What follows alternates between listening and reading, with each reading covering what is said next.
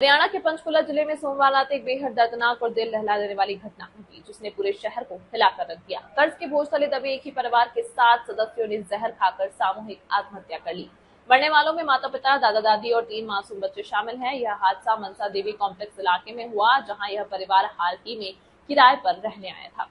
यह हादसा मनसा देवी कॉम्प्लेक्स इलाके में हुआ, जहां यह परिवार हाल ही में किराए पर रहने आया था। मृतकों की पहचान प्रवीण मित्तल, रीना मित्तल, विमला देवी, देशराज मित्तल, जुड़वा बेटियां हेमशिखा और दलीशा तथा बेटा हार्दिक के रूप में हुई है। सभी लोगों ने घर के बाहर खड़ी कार में जहर खाकर जान दी।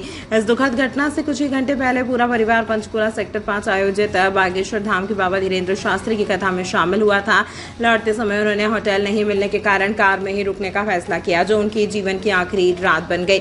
घटना की सूचना मिलते ही पुलिस मौके पर पहुंची। कार की तलाशी में 2 पेज का सुसाइड नोट मिला। उसमें प्रवीण मित्तल ने अपनी असफलताओं और आर्थिक बदहाली के लिए खुद को जिम्मेदार ठहराया। नोट में लिखा था, मैं बैंक करप्ट हो चुका हूं, मेरी वजह से ही यह सब हुआ है, मेरे ससुर को दोष मत देना, अंतिम संस्कार और बाकी सारी रस्में मेरे मामा का बेटा निभाएगा। पुलिस के अनुसार जिन लोगों के नाम इस नोट में दर्ज हैं, उनसे पूछताछ जारी है। यह भी जांच की जा रही है कि किन हालातों ने इस पूरे परिवार को आत्महत्या जैसे खौफनाक कदम तक पहुंचाया। मृतक प्रवीण मित्तल के ससुर राकेश गुप्ता और साली राखी गुप्ता ने मीडिया को बताया कि प्रवीण मूल रूप से बरवाला का रहने वाला था और उसने करीब 10 साल पहले 1 करोड़ रुपए का लोन लेकर देहरादून में टूर एंड ट्रेवल्स का कारोबार शुरू किया था।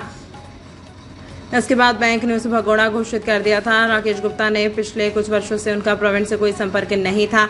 यह त्रासदी केवल एक परिवार की नहीं, बल्कि समाज व्यवस्था और आर्थिक तनावों की भयावह तस्वीर है। 3 मासूम बच्चों की मौत और एक जिम्मेदार पिता की असफलता, जिनसे वो खुद को नहीं उभार पाया, यह दिखाता है कि कर्ज की मार कितनी खतरनाक हो सकती है।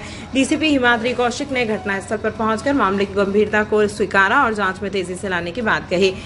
पंचकुला की यह दर्दनाक घटना हमें यह सिखाती है कि आर्थिक तंगी और मानसिक तनाव कितनी खतरनाक दिशा में ले जा सकते हैं। पूरा परिवार कर्ज के बोझ तले इस हद तक टूट गया कि उन्हें सामूहिक आत्महत्या जैसा कठोर कदम उठाना पड़ा। यह सिर्फ एक पारिवारिक हादसा नहीं, बल्कि पूरे समाज के लिए एक चेतावनी है। हमें मिलकर ऐसी त्रासदियों को रोकने की प्रयास करना चाहिए, ताकि कोई और परिवार इस अंधकार की ओर न बढ़े।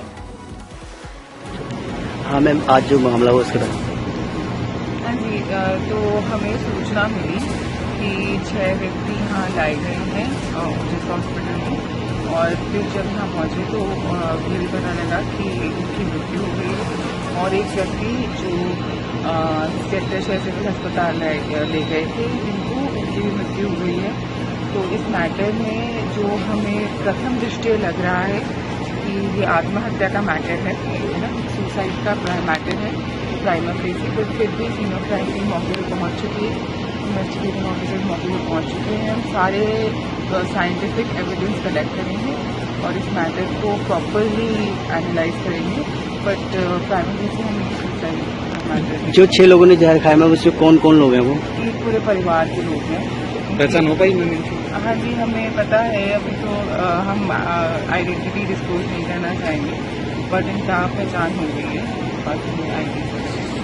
क्यों किया ऐसा ये? हाँ, एक बार हमारी अभी फोरेंसिक टीम आई है, वो पूरा वहाँ पे एनालाइज करेगी गाड़ी के अंदर क्या है और क्या इसके रीजन्स थे।